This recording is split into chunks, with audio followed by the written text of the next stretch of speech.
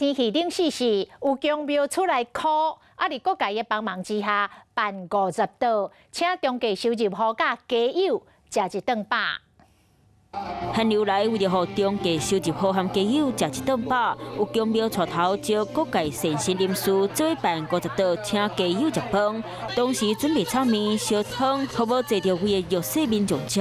失业也是解哦，也是无头路的，无头路的，大家明年重新开始。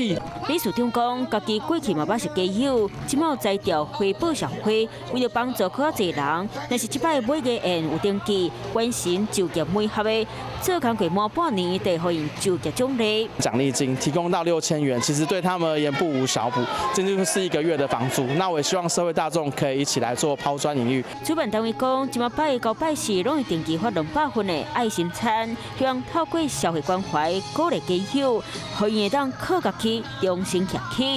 Hello， 大家好，我是乃瑜，要教给大家2个任务。第一个，华视新闻的脸书专页，你按赞了吗？还有华视新闻的 YouTube 频道，赶紧订阅起来，还要记得按赞，开启小铃铛哦。